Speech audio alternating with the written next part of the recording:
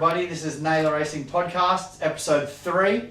Got a bit of a full deck here today, as you can see. So we've got on my right here, we've got Riley Kilvington, junior bike rider. We have Lucas Green, who used to race junior dragsters and now races. Oh no, he doesn't race. Sorry, he's the starter and the water box dude at the Perth Motorplex.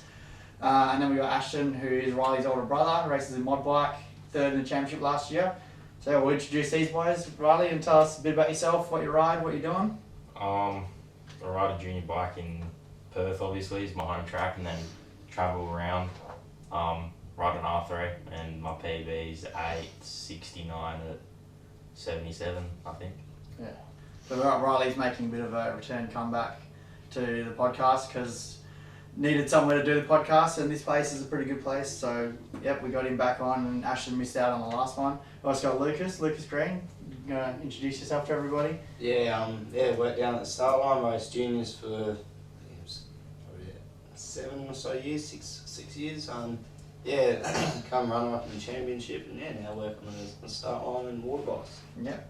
And then Ashton over there. Yeah, I ride mod bike. It's a ZX12 in a 72-inch wheelbase chromoly chassis. I've only been doing that for probably a season and a half.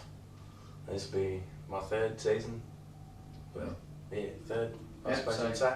Standard for us, like lately, as of late. Just waiting for the Motorplex to be resurfaced so we can all get back out there. Myself and Riley have been doing a bit of travelling lately. I think Ashton, you went to the Bend and raced at all bike drags as well. Yeah, done all bikes, and then I got Riverbend and Winters on the cards as well. Yep. And then Lucas has been officiating for a few of us ever since he retired from junior dragsters. Does the water box. It was good to see Lucas out there. He always comes down, says hello to us and see how we're going when he gets his breaks, and still around us a fair bit, which is pretty cool as well. Sort of gives us races like for when we're not really cluey with the track stuff. We've got someone there who's really good, and also around the speedway a lot as well. But so we got some questions we put out to the socials as well, so we get into you guys as well. These are asked by a few people, normally the standard people that do, but we have a couple of different ones this time. So for Lucas, we'll start with Riley. So Riley, we've got, what's the thing you like most about racing a junior bike? Doing burnouts. Because they don't really get much burnouts in junior drags and stuff, so. Yeah. What's the best race you've been in so far? When we went over to Mildura for junior nats, the final against Cooper Plummer, obviously you can't see the win light when you finish like most tracks. That one, because we were like neck and neck at the stripe and didn't know who won. Yeah, pretty good. What's the best advice you've had since you started racing juniors bikes? I think it was my pop who told me when I go over east that you've always got to wait a little bit longer on the treat, or you feel like you got to take your time a bit more. Yeah, just so you're not red line and stuff like that. Yeah. Do you watch other people to learn from them? Not really, no. No? Natalotto sometimes, because it's kind of hard when we're in junior bike to watch people, because most people are on big chassis bikes and stuff. Yeah. And who would your racing idol be? Probably my pop. Yeah. Yeah. So tell us a bit about your pop. He used to ride a nitro bike a couple of years ago, 10 years ago probably, and then he had a couple of bikes before that. Then he had Ashton's bike and ran nitrous on that, and I think he might have won a national championship before that, maybe. Yeah. So that's pretty good reasons why he's your idol, I imagine. Yeah. And then we got the few that we got asked for Lucas as well, which we tried to get Lucas on a couple of weeks ago, but the sort of scheduling didn't really work out, so finally got him back. So we got some questions from there and before. So Lucas, would you prefer racing or you prefer working at the track? Yeah, look, that's a tough one. Everyone loves racing. It's no doubt about it, but there's something about working on the track. You stand in between a couple of top fuel cars. It's a sort of once in a lifetime experience. But I like both. It's hard to say which one I like more. I suppose it depends at times. You know, if you just want to meet in racing, you're gonna like that. If you don't know, out first round, had a bad day, then you like working at track. Yeah. Just it depends on the type of day it is. What's your best memory from your junior dragster days? I think winning my first race meeting, it was the Anita Board Memorial. That was really special to win, so that was going to be my favourite memory. What's a typical day at the track working there? What's that looking like? We roll up in the morning about 8 o'clock or so. Some of the guys help with the track prep. You might set the start line stuff up, get junior carts out. And then during the day it's just running race meetings. You know, you have oil downs or if there's crashes, it's cleanups, and there's just a bit of track prep here and there. If you're on the water box, it's pretty flat out. You're just keeping the water box wet and cars coming through constantly and controlling the pace of the race meeting. And then we pack up everything at the end, So it's just a long day out in the sun. And then we had our little ice cream dates for a little bit there. Yeah, the ice cream was there. That was a good one, still racing. But it's a bit of an inside joke. Lucas and I, when he was racing junior dragsters, one of the other kids were like making a joke about me and Lucas hanging out too much. So we decided to go get ice creams one day, and then he didn't really get the invite, and then we just sort of made it a running joke every meeting. So that was pretty fun for a while.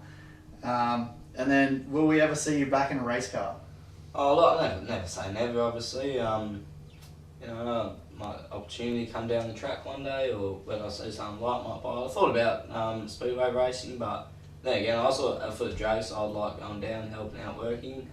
Speedway, I like going down, watching. So yeah, never say never, but at the moment, I'm pretty happy to see her working down the track. And when you're sitting in the track, you made a mention before about standing between top fuel cars. Like, what do you reckon is the best bracket to sit in between and watch when you're working down the track? I think you definitely got to say top fuel. You know, in the middle of 22,000 horsepower, it's unreal experience. I like watching door slammers from the start line. They're cool to watch. I think hard to go past top fuel. I reckon I agree on that one. And then we'll move on to Ashton for his questions as well. What made you decide on racing mod bikes? I don't know, probably just the fact that the opportunity came up to get on that bike, and I've sort of always wanted to race since I was like, pretty much as long as I can remember, knowing that Granddad raced and stuff, always sort of wanted to get into it. And then pretty much told Mum and Dad when I was like really young, I was like, I'm going to race, and then they were like, they sort of made a bit of a joke out of it and sort of acted like it wasn't going to happen. And then I sort of started to get old enough, and then I was like, I'm going to do this. And then pretty much the opportunity came up to get my bike for a stupid price, and I was like, well, it'd be silly not to take it. And then that's pretty much got to where we are now. What's the fastest ET and speed you've gone on that thing? The quickest ET at the moment is 8.63, and that was that one wasn't my highest speed. The highest speed was in the bend. I went 155 mile an hour. But coming up in the next probably 6 months, that should be getting there a bit quicker, hopefully. Because you're stepping up? Not stepping up, but we've got something we might do for winters. Before, and then we will step up after winters. The plan is, do winters in mod bike, and then pretty much for the next season, step up. So what would be your biggest challenge you've had in mod bike?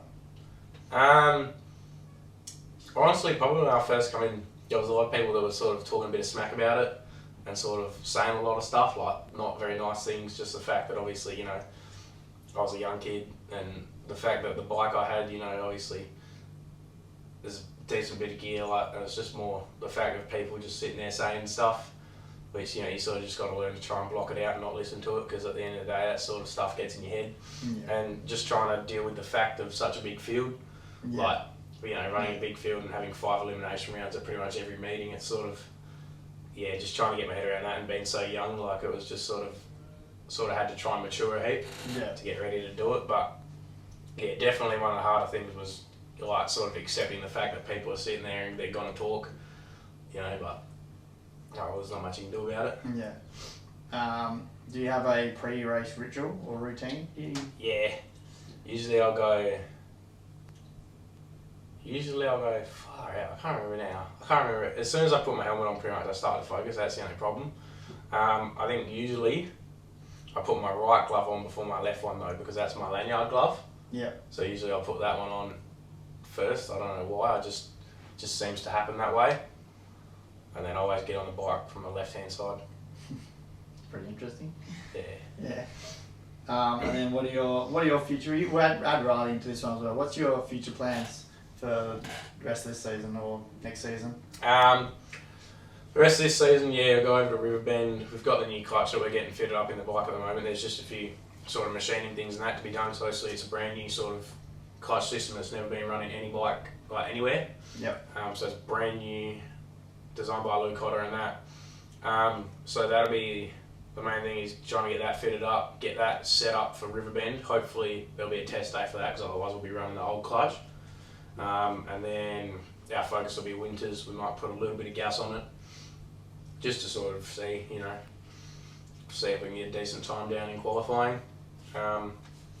But beyond that, we'll be step the bike to comp bike, and then obviously somewhere down the track I want to get into top bike.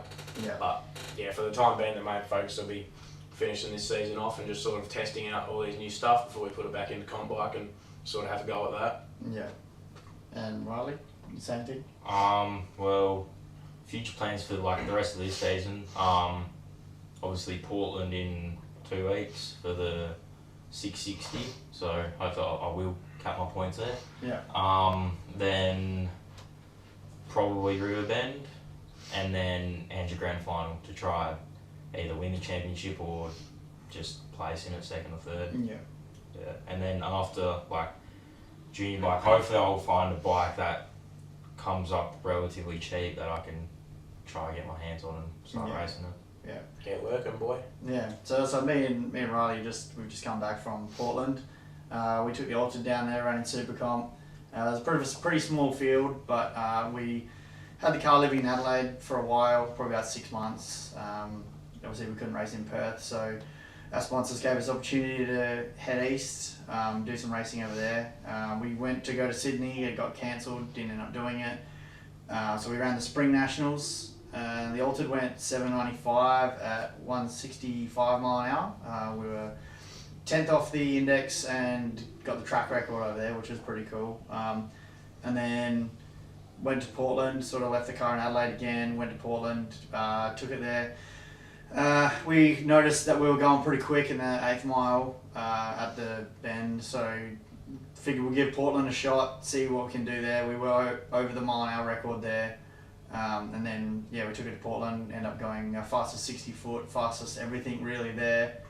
Went the mile an hour record and had the car capacity checked, weighted, fuel tested, all that sort of stuff, and got the mile an hour record for 660, which is pretty cool for Super Comp. And then we've brought the car home now. We're going to do some updates. We're going to miss the next Portland one, unfortunately, but to be more competitive, you've got to keep doing upgrades. You can't just really stay where you are, because otherwise you're not really going to progress really. So we're going to put a 3-speed in the car, see if we can go a bit quicker. Riley, you went to Portland as well? Yeah. Didn't go too well? It was a bit of an interesting event. Like obviously the first day was meant to be test day, but then they changed that into qualifying because of the rain on the Saturday. Yeah. So I did 2 passes on the Friday, which was meant to be the test day, and they were average, a bit slow because the weather was pretty average. Yeah. And then Saturday, I think I might have got one. And then going into Sunday eliminations, the weather just went really, really good, sunny, good tailwind, dug too high, and then lost by 002 at the line. Yeah, it was weird. Like, so the Friday was meant to be a test day. Our plans were we weren't going to run it, so we were just like, we'll just get there Friday, have a sort of chill day, won't bother about racing. And then he got to the point to the end of the 9. Dad's like, we'll give it a crack. We'll just see what the track's like. Then we ended up going 5:06 with it pretty not really prepared. So we thought, okay, so the track's gonna hold a tune. So we did a little bit more tuning and stuff, which helped. But they had the weird way they did it. Like, what was it? You can run 2 qualifiers on Friday, but if you did the second one, you couldn't do the first one on the Saturday or something. Which really stuffed us around. Yeah, it was a bit weird. I think what they were going to do is like a continuation of qualifying. So like it's sort of not really disadvantaging the cars that couldn't get there on Friday because they changed it because it was going to rain all Saturday. Yeah. So yeah, that was the reason why they did that, which was fine. I mean, it gave us a bit like we could see Mitch go down the track and sort of watch what he's doing because he's got the same gearbox we have. So learned a bit from them as well, which was handy. But yeah, I'm actually keen to know what have you been doing, Lucas? Like since the track got shut down because there's not racing happening there. What have you been up to? Yeah, we still got the burnout events every now and then. We got a few Wednesday night meetings, which are just the burnouts. Motorplex has had a couple of cruising or Saturday cruising events, so it'll be a bit of like slow rolling around the track, and then all down the return road, and then yeah, burnouts on the same day. So a lot of it's been burnouts. Still go down to the speedway and watch all that. And just starting footy as well. Yeah, that's good. So the speedway is actually not bad. It sort of gives us something to go to while we're not racing in Perth as well. Like obviously, Alicia's partner JD Dak races in the 410 series, and you've had your time crewing for JD as I have as myself. So good to get him go. He's actually starting to come really good lately. Like got quick time at the last event as well. So he's going well. So yeah, it's always good. We get to hang out with Lucas there and get his views on stuff. Even while we're watching some wingless events and stuff like that. It's all pretty good going on around there. But that's pretty much what we do, waiting for the racetrack to start opening again. Like we got high limit coming up over the next couple of days. That's going to be a big thing. I think it's 4 or 5 events. Well, I think all up there's 7 speed week shows. I think there's one down in Bunbury or so. But it'll be a great time for the Motorplex and the Speedway. Definitely worth getting along to. Yeah, there's heaps of cars coming too. Like there was only 4 or 5 last year, but I think there's maybe 13 or 14 this year. There's heaps coming down. Yeah, that's going to be really good to watch. Like last year, JD didn't really get in the shows, like the features, because there's just that many cars, and they're all high level. There's no really just guys that aren't making it, so you have to drive really well. And JD's car's coming good now. He's got those new Schnee sassies, and that car's rolling at the moment. So he's doing real. I think he's second in the points for 360s at the moment as well. JD, he's getting done. He also, as you would have seen in our latest video, we had Alicia got her car wrapped recently. Well, actually got painted black, and then JD wrapped it. So Alicia's design sort of matches JD's car now. They're pretty like a his and hers type thing. That was the plan from when JD got his sponsorship with Denani. We got that going. Alicia's car's got the big block, like the blown Chevy in it now as well. So that car's going to be interesting. Never had a blown deal before, so that's going to be pretty cool to get Alicia's car going. Like Alicia doesn't have to do a whole new car. Everything, it's just the same car, just a lot faster. So we're keen to get that car going as well. I'm not sure if we're going to travel with her at the moment. I think we were keen to, but it's just timing and money, and her trailer's open trailer, which makes it hard. But oh well. Anyway, while we got you boys here, obviously we said in the first one and the second one, we got a bit of reaction time comp going here. Obviously we're not racing in Perth at the moment, so makes it hard to sort of get merch going. So we had our first run, actually had 2 runs of merch, and they all pretty much sold out. I think we have a triple XL or a quad XL jumper left. I think that's all we have for our first run.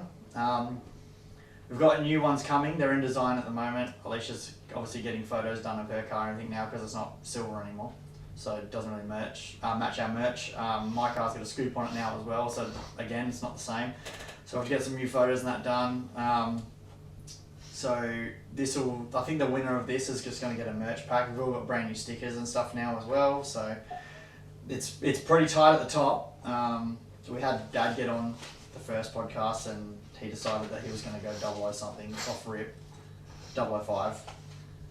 Riley's also sitting at 005. He cut some good ones at the last event, but I don't think we can count your next one. It's having 2 goes. I don't think that's fair. So you can still have a play, but we won't count them. So we got Lucas as well. He's going to have a crack. We'll give Ashton a crack as well. So we'll go. You can have your 3 practice runs whenever you're ready. I'll just set it up quickly. Get this in going now. Yeah. So you have 3 practice runs. It'll be against each other, but you won't be racing each other. It won't be anything. It's not a competition between you two. It's just so we can sort of get this thing moving along. Which you got the controls over there. Lucas, Ashton, you have one as well. No, So you can do that. You can have your 3 practice runs. Yeah, so we decided we're just gonna try and get the first merch back out. We did it last year when we got our first lot of merch going through. We had our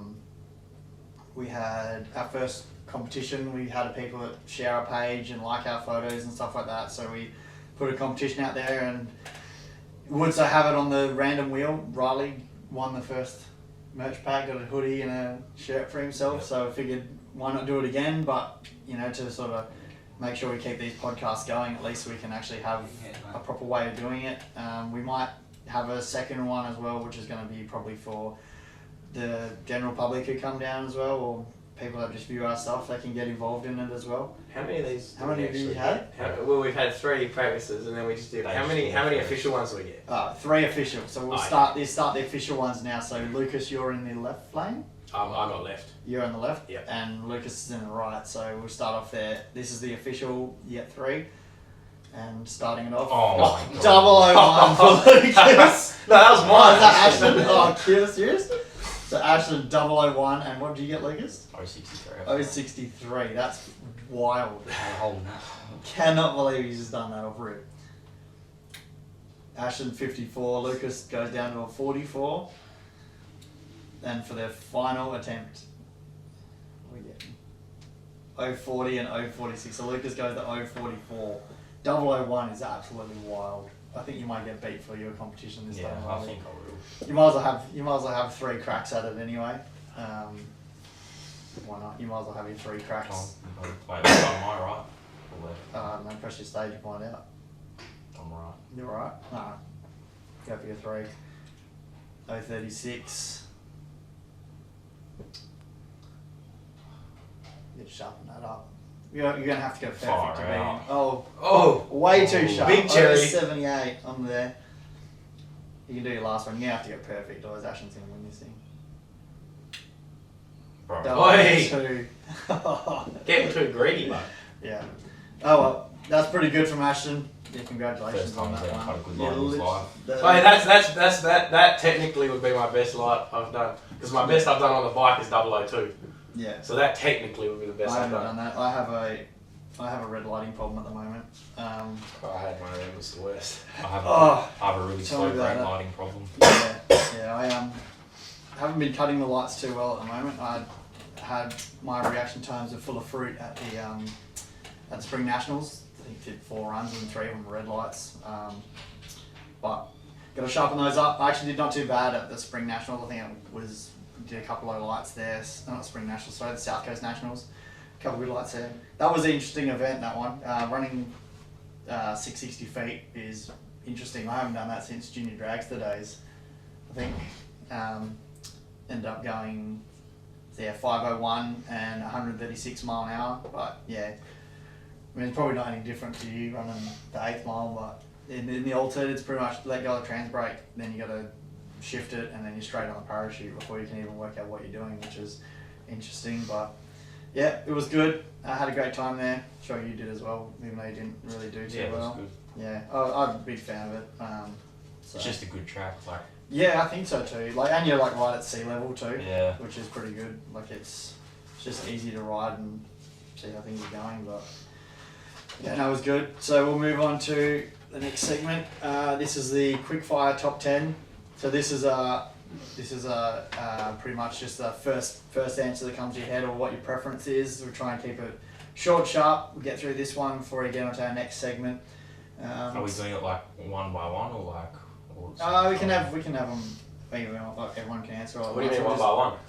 Well, we'll just go through everybody. So yeah. So basically, just a preference, just to sort of, get to know people a bit. Because the drag racing people that view our stuff obviously know who everybody is, but people that don't really know us or people from outside the countries and stuff, they don't really know who everybody is. So it's kind of like just a deep dive into preferences and stuff really, and then we'll go on from there. So just start things off. I'm always the same on this one, but day racing or night racing? Night. Night racing, Lucas? Yeah, I like night racing. Yeah? Yeah, night time. Yeah, I reckon way better nighttime racing. Like all the eastern states tracks, none of them race at night, and that to not. Yeah. I feel it just feels really annoying. It's Even on weird. winters they end really early as well. Yeah, well, I think the latest pass we've done travelling, I mean, I haven't travelled since I was in juniors, but like the latest pass I've done was, I think I raced qualifier 2 or 3 at Spring Nats, and I think it was like at 6 o'clock, and it was only just starting to get dark, and then we were the last class out there, so. Yeah, night racing, I reckon. Like, I don't think you can beat Perth night racing. Like, I mean, probably unless it's like the winters, but even then, they don't really do night stuff much anymore. I do like as sort of transitioning from the arvo to the night, like the evening. Yeah. I do sort of like, as long as the sun's not in your eyes, I much prefer that. Once the sun's down, yeah, like the late arvo. Like when you got orange sky sort of thing, like Yeah. I do like racing then. Yeah. That's probably the favourite. Yeah, but yeah, I don't think you can beat Perth night racing. Like, I mean, even no matter what you do, you just all the lights go down, like the walls are the nice height, like just everything. Especially when the weather's good as well. Like it's Yeah. not how windy. It's perfect. Yeah, I reckon. Yeah, it's really good. All right, I'm also the same on these as well. Heads up or bracket racing? Bracket. Bracket. Yeah, it depends. Obviously, it depends what class, you know. Yeah, Yeah, probably I like heads up racing Yeah. for the big cars. yeah. Ashton. Obviously I haven't done heads up, but I reckon that'd be good to give a go. But I was going to say bracket because I do like chasing. Yeah. Heads like up. Heads the up. chase. I don't think you get much choice to do heads up unless you're doing qualifying or Yeah. if you're a pro car. I think that's it. Heads up, Yeah. heads up, like bracket racing, like Yeah. what? Oh, are you talking pro tree or are you talking like? Yeah, like pro Yeah, tree. yeah. Heads up bracket racing, like when we tried that at June, that's how it's fun. Yeah. Yeah, that's what. Yeah, I enjoy that. Junior, Yeah. that's with the pro trade. Yeah. For qualifying or eliminations? Qualifying. Yeah. I like watching the eliminations, but yeah, I like racing qualifying because Yeah. it might be going out. My pressure. If you make them rounds, I definitely prefer eliminations. Like not for the fact that you make them rounds, just because it's more exciting. There's a little bit more edge onto it. Like it's just. Yeah. It's sort of qualifying. You go out, you know you're going to go quick. Like you don't know you're going to go quick, but you sort of go out expecting the same sort of thing. Like you know what you want to do, you know what you got to do.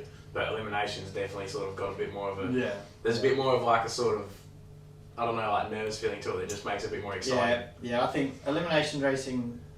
Once you get to when it's like going up to round 1, you get the nerves. Yeah. Going out in the tunnel, as soon as you start your car, everything, it's all nerves, even all the way up until the tree. As soon as you've gone and you've done the pass, if you win, those nerves are gone. You don't have that. 100%. For the rest of the event, it's only round 1. Well, unless it's coming up in like semis or something, then one sort of starts to come back a little bit. Yeah, but you sort of know, like you know you've made it that far, you can go that one step further. Yeah, that's it. If you're a spectator though, then obviously you'd probably say eliminations. Yeah. Just watching qualifying, if you're watching like just one cars car that just over and over Yeah. again. Yeah. I mean, running in comp now, I've gone from doing bracket racing to near on just qualifying anyway, because we're like right on the record now. It's literally like just let the button go and just pin it to the finish line. There's no, you don't have to look for other cars or anything anymore. You just got to give it like. So pretty much all my passes are qualifying anyway. But I mean I like the feeling of when you're going rounds though. That's I don't think you can beat that feeling. Would you prefer to have a win light or would you prefer a personal best? win light. Once again, it depends what class. If you're junior drags or like a bracket rail, you got an index to run to. Yeah. Cut off, then you'd probably rather win light. But if you're in a big car, you probably want a PB. Yeah. And it depends what time of day. Like if it's in a final, you want the win light. If it's Yeah. like a qualifying or Yeah. Sort of depends what you're going for. If you're definitely going for the personal best, like if it's something that you're putting in a lot of work to try and go quicker, then the personal best would be pretty good. Yeah. But otherwise, like if it's just the average, like you go a little bit, like you go like a couple thousandths quicker, it's like you change from like a 66 to a 63. Then that's like nothing. You sort of definitely prefer the win like that. Yeah. I mean, we're pretty much at the point now that the Alter's running pretty well. Like nearly every pass is a PB at the moment. But for us, I think it's more win lights are just bonuses at this point. Like because we're trying our heart out to go fast. So any win light we can get, we'll take. I think at the moment. These ones probably don't apply to you boys with bikes, but this is like a nailer question. Would you prefer dragsters or altereds? Altered. Good answer. don't know. Probably more fun to drive than altered. Yeah, way more fun, I think. I mean, I've never driven a dragster, but from people that I have driven altereds and have driven dragsters say that altereds are more fun to drive. Blown or a nitro altered, just something wild. Something wild like that. Yeah, I think so too. Question: big blocks or small blocks? What are we thinking? I would take a small block because of the noise. Yeah. Please? Yeah, I think it depends what car, but yeah, small blocks are good, yeah. Yeah. Ashton? Small block, because they sound like way better. Yeah, I think so too. I mean, like, small blocks sound good. Like, I like driving my car because you're revving it hard and they sound really good. And I mean, big blocks, they're good for speed and they're good for maintenance and stuff. But I've always thought they sounded really lazy. But I'm probably going to be biased anyway because we run a small block in the altered. But next one is naturally aspirated or forced induction.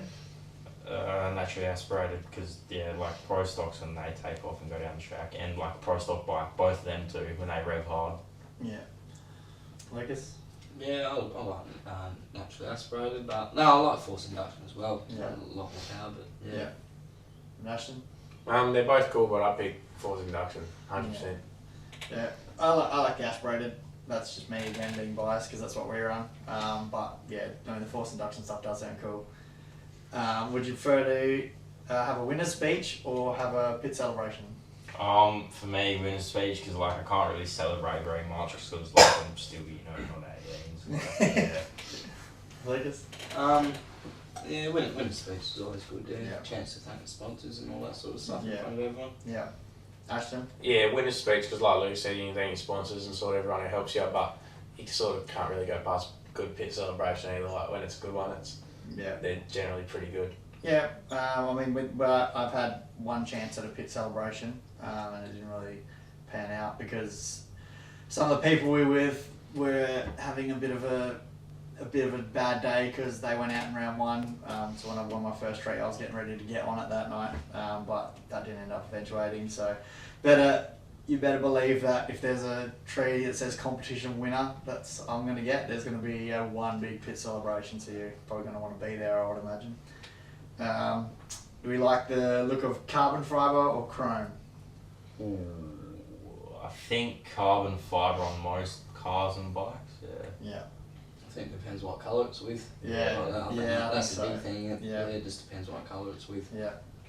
It's also kind of hard to compare them because like one you could have like chrome wheels versus you're not really gonna have carbon wheels, but generally I'll go carbon fibre or a black look at least. I go over the chrome. I think the chrome look was like, it's like an older style Yeah. look. I mean, it's sort of come back now, but It's nostalgic. yeah, that's what I think too. We prefer food at the track, or do we prefer food that's been prepared at home? Food from home tastes better. Probably like it's not gonna cost $20 for a single chicken roll. Yeah. I don't know, food at the track only because I'll get the staff voucher and don't have to pay for it. But no, it depends where you are at the track. The smoke houses, they've got a lot of stuff going on. Yeah, they've definitely upgraded it from the previous years. I remember like when the Motorplex first opened, we used to just have like the standard old Frankfurt in a bun with some tomato sauce. That was it. So now we're blessed by having stuff like nachos and like American style burgers, and I mean Speedway, the Naylor Racing account definitely cops a huge pounding at Chicken Treat. That's for sure. Chicken treat. Yeah. Out of everything. Yeah, pretty much. Always a quarter chicken chips, and then it's normally a decision of if Dad wants to get his own or if he's just going to eat all mine. So, Ashton, what do you reckon? Prepped at home, cooked at the track. Oh, So sort of like obviously home cooked, but then you sort of bring it to the track, so you're having it all sort of there, and yeah, like something half decent feed that's just all obviously ready to go from home, and then as soon as you get there, you just easy cook up, just easy, yeah, quick and easy, and tastes hell good. yeah. In the Naylor household, the food from home is always better because Mum goes above and beyond for us. 90% of the time, like I've said on previous podcasts as well, Mum always goes overboard and thinks that there's 100 people going to be dining with us, and there never is. So all that good home food we get to have for the next couple of days after the track's finished. So we're all good with that one. So that's the top 10. So just quickly run over them again. We've all said night racing. Lucas is a bit on the heads up style of racing, where me and the Kilvington boys are in the pocket style. We all like you all like eliminate qualifying because don't get out. Well, everyone prefers a win light. I think everyone's going to prefer a win light, but I mean, I still like the personal best. Everybody likes altereds. No one likes drag, says Alicia. We're all on the small block one as well. We all like aspirated. Ashton likes his forced inductions. We all like the winner's speech. Pit celebration to be advised. That'll happen if a comp 1 starts. We all like carbon fibre, everyone loves carbon fibre, and we all like food from home. So yeah, that's the little quick segment, little quick fire top 10 for us. Just some random questions, get to know everybody. Bit of a new segment that I'm going to put forward here. Had a suggestion from Dad actually. Reckons we should try a few little controversial things on the podcast. So I'm going to call it Drag Racing Hot Takes. So we've asked all these boys to do some homework and come up with a hot take. We think a little bit of controversial opinion of your own. Like, they're just opinions. They're not like actual digs at anybody or anything. I feel like we have to say that because one of our podcasts had a bit of backlash, but like someone took something the wrong way and thought it actually meant that we were serious about something. So yeah, these are just our personal opinions of hot takes. So did anybody do their homework and bring a hot take along? I'll start last. Okay, yeah. Ashton, did you have a hot take? Nah, so I'll just quick fire one. Bikes are better than cars. You're not serious. I didn't even know it was going to be a segment. Oh my gosh. I think crowd numbers could, obviously, but could take over that one. nah, come back. I'll try to think of one. Alright. Lucas, do you have anything? It's just personal opinion, but I'd probably prefer to watch door slamers over like Top Fuel. Yeah, I think. I think there's just a lot more happening. Like Top Fuel, it's real quick, and door slamers, it's just you put so much. Yeah, it's fair. Like really, just first to the finish line, anything can sort of happen. Yeah, I'll agree on that one. I do like Top Fuel, but you know, there's events where you hype up Top Fuel and you tell your friends that haven't seen it before, come watch Top Fuel, and like that'll be the one event not a single one gets down. Yeah. And Door Slammers, at the moment there's a lot of really good cars and they're always putting on a show. So yeah, I'll agree on that one. What do you reckon, Riley? Do you have anything?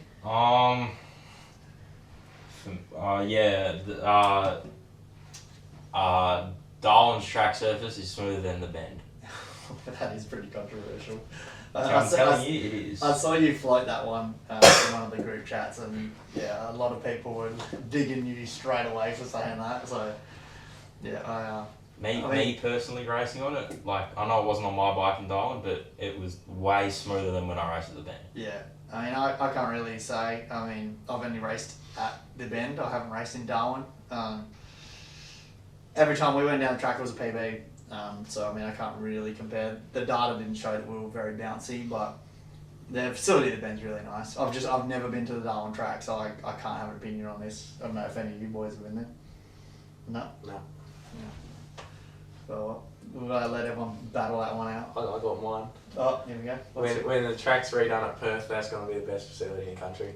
I think that's common sense. It is right now, but when the track's redone, it's going to be the Bend's good, and it's got you got to admit. Oh, that's obviously just because it's brand new, but all the toilets and just everything at the Bend's nice, because it's all new. I think the Bend's I love that facility. I think it's really great. Yeah. I just think the Bend is like a mini Perth. I think it just needs a little bit more put into it. I don't think that. I just think it's.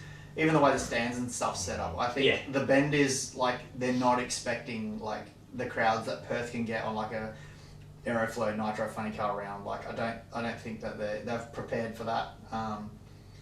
Even the pits are smaller than Perth. Everything's really close at the Bend, but I think everyone's going to agree on that. I think Perth is the best facility for drag racing in Australia. Just for the Bend, it just needs a little bit where there's all the gravel and that around. They just need to replace that with something whether it's bitumen or grass, just to stop it so that you don't have all this shit blowing onto the track and stuff. Yeah, I don't think we even had that problem, to be honest. But I think we are blessed to have Perth. I mean, the only reason everyone's kicking up a stink about the track getting resurfaced now is because we've raced every season, done 10 events a season, and we've just been blessed. And the fact that we have to drop a season, I think everyone's upset about it, but. Once that concrete goes down, that track's going to do some fast PBs, and we're really excited to get back down there with both cars. Alicia's car's going to be a thing when that thing gets running. That's going to be fast. That's by the time Perth's done, we'll probably be back stepping it up as well. Yeah. Hopefully running into the low sevens. Yeah. And even how they're doing the new staging lane facilities and that, the new bathrooms and that, the staging lanes, what they got planned, that's just going to make it so much better. I think so too. Yeah, we're going to have a new screen, new new lights all the way down the track, new toilet block in the staging lanes. Yeah, I think it is the best facility in the country. I mean, I might be biased because we race there, but I mean, I've been to Sydney. Sydney's good, but I mean, Sydney to me is a copy of Perth. I think the Bend is also like a mini copy of Perth. So I mean, you can't really say your track's the best in the country if they've had to model it off another track. Willowbank's cool. It just seems a bit sort of outdated. Yeah, but that is a really old track though. The only good thing about Bend is the Hungry Jacks.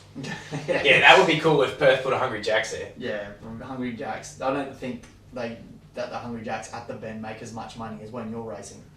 I think you're like their primary customer. I think they've got a photo of you for most money spent. Yeah. I mean, I have one, and a lot of people don't agree on it. I know my dad agrees as well to this one. It is a comp rule. My hot take is that the qualifying should count towards the records. I think comp bike though. I mean, I think the way comps run, it is run really well, and cars do run really well in it. I just think that you should have to, if you're going to smash a record by a mile in qualifying, I think that should be your record. And if you're going to do it again in eliminations, it should count to a record.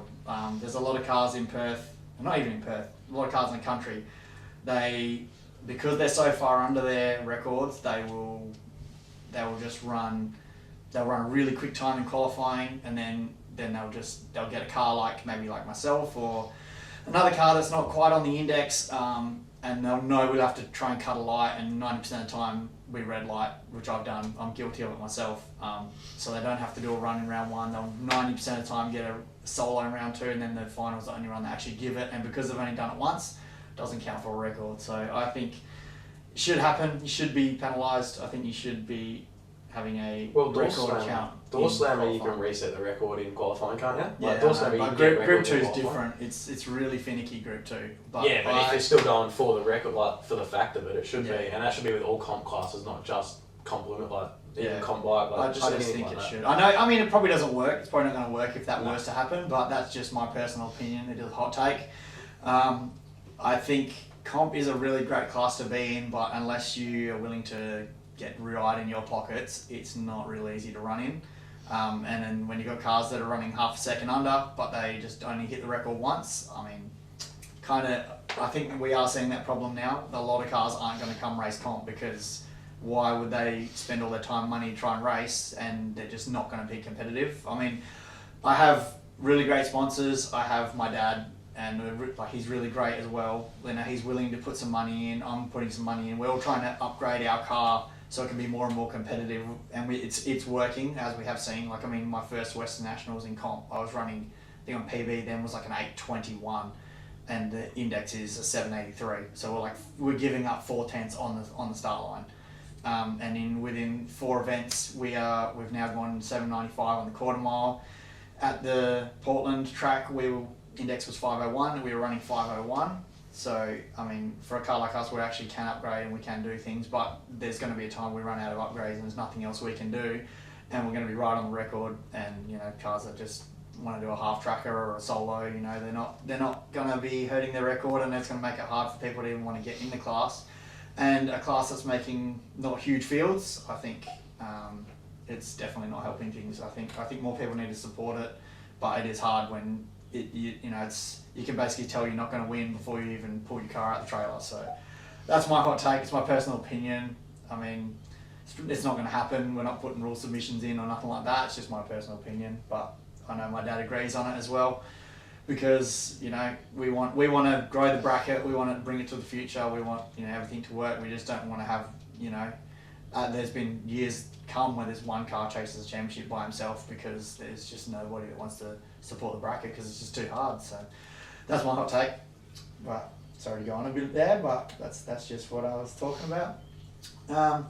But yeah, there's not really much else going on. I mean, you guys got some new sponsors coming on board with you guys lately. We'll get on the sponsor plug at the moment. So Riley, you go first. Well, just WA Bolts and then Mum and Dad. Yeah. Ashton, you got any new sponsors coming on board? I see you got Danny. Yeah, Danny's sort of come on helping us out a little bit, so that's good. Doing hot shots. Matt from Full Throttle Power Sports. Jake from DIY Equipment Hire, WA. Obviously Tony and Mel from WA Bolts. Brendan from Hype Visual are going to be doing a little bit of work for us.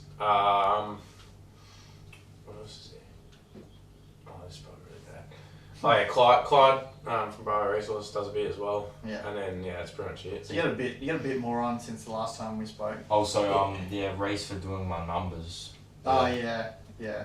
I looked at your bike for so many meetings and I was going, dude, you got to get proper stickers as number. You can't have a freaking dial-in pen as your number. Yeah, I was like, nah. Yeah, so that's just some excess vinyl we had, so I made it for you. Obviously for ours, we always have to thank Denani Hot Shots. Like Alicia's cars come out now, and like that thing looks awesome. I think like personally, I never really liked Alicia's dragster because it's tried to kill me a number of times. But I know like I was looking at that car at JD's workshop, and like that new wrap on that car looks sick. Like I'm keen to see that car going. So got to thank Danny for that. Like Alicia and Danny have a good relationship. Danny pours a lot of money into Alicia's program, so like. You always got to thank Danny. She's done so much for us, and like without a lie, if we didn't have Danny on board with us, there's a high chance Alicia wouldn't even be driving a race car at the moment. So that's the sort of level of the support that Danny gives us. She's always on all our posts commenting. She always follows us around. We try and give her much exposure as possible. Like even though we're not racing in Perth, we're still trying to do what we can for her. For me personally, I have to thank Phil Stewart, Stewart's Pest Control, Phil, Peter, Monique, Philemon. Those guys have poured heaps into my program as well. Like if it wasn't for them, my car would have been sitting in the shed the whole time. So due to just their support for me, I've gone and run a couple meetings over East. We've literally updated our program so much. The fact that we're going to have a really good head start into next season when we get back at the Motorplex. So I've gone, like I said, I've gone from 820 to now down to a 795. So we're just over a 10th off the index. But yeah, if it wasn't for Phil, we wouldn't even have the time and runs under our belt to actually get a head start on next season. So a huge thank you to Stewart's Pest Control, and also to one of my other sponsors who's been with me since Junior Dragster days. About 10-15 years he's been on board with us, is Dave DeQuinn, Dave's Automotive. We actually have Dave's engine in our car at the moment. Dave's not racing anymore. We bought his engine, it came up for sale. This was the engine that holds the record for seal-to automatic mile an hour. If it wasn't for Dave, we wouldn't have a lot of the info we have with the engine as well. Like they have the mile an hour record, Dave does, and he's basically giving us all the info we need to try and break that record with his engine, which is pretty awesome. Dad's on the phone to him nearly every night trying to get upgrades or what we should do, or how to run things, what we should change. So because of that, we've now brought the car home from Adelaide, and we're going to start doing all that, and hopefully I'm hoping we can maybe get out to Sydney for the 24th and maybe give it another crack there and see if we can be a bit more competitive. If not, we're going to have to beg Dad to take me to the Bend again and go to that grand final, which is a really good track out, and I think we can go fast there. So yeah, that's mine. Lucas, you don't have a race car, but is there anyone you'd like to thank as well? Yeah, I've had a few sponsors that help out. I don't remember them all, but Riverside Mechanic were a big one. So family friends. There was ADO engines. There was Mike Spawn, ACS Sport Images. Yep. McClure Motorsport helped us out a bit. Good friends of ours. Yeah, Wayne and Lisa Keys, they helped out the whole junior association, still do, I believe, with the fuel. Yep. There was windmill fabrication. There was a whole heap. Scruffy helped us out. Yeah, Scruffy's pretty good. He's been helping a lot of junior people out lately. Still on board with them for a while. Yeah. Shout out to Bo as well. I think that's his offsider, isn't it? Little Bo? Yeah. Is that his name? Yeah, Bo, yeah. Dad will get that reference as well. Every time Dad goes to see Scruffy, he always makes a joke about how Bo says hello before Scruffy does. But yeah, so yeah, we're gonna do some upgrades to the Altered now. Then we're gonna spend. I think all of us are gonna spend the next couple weeks at the Speedway having a look at High Limit. And no, you're not gonna go. Well, we want to be here for it. Oh yeah, sorry, no. So Riley's gone back out to Portland. He goes out. I think it's a New Year event, so it's the second of second and third. Second and third of January. Yeah. So unfortunately, we can't be there. I would like to be there after what they were saying when we were there. They're gonna have their big New Year party and stuff like that, which I think they do every year at Portland. So that would be cool to be there for. But I'm not gonna be there, unfortunately. I think Comp still has a 3-car field at the moment. So Shane Reid, who was the winner at the last Portland event, he's going.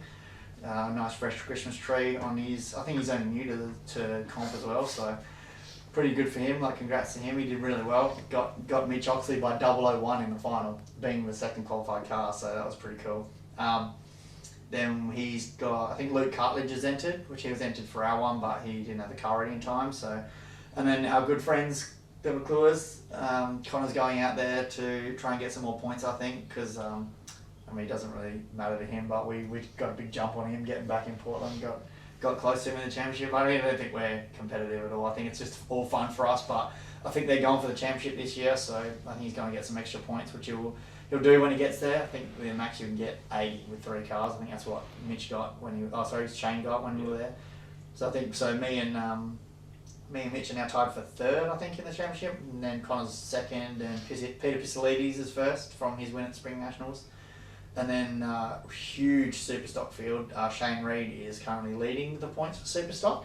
Like, he races with us, but because there's not many in the comp field, he gets to race with us, instead of being Superstock, which he normally would race in. But the 2nd in the points is Daylight, and the 3rd in the points is Nobody, because he's the only one that's raced at any event. So huge championship there.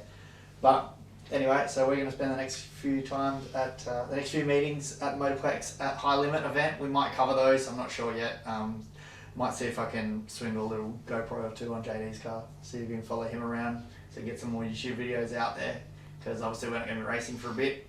Might have to wait a couple of weeks in case we go to Sydney. I have to beg for Sydney. I don't think we have we've used up all our sponsorship money, I think, but we'll see what happens like that.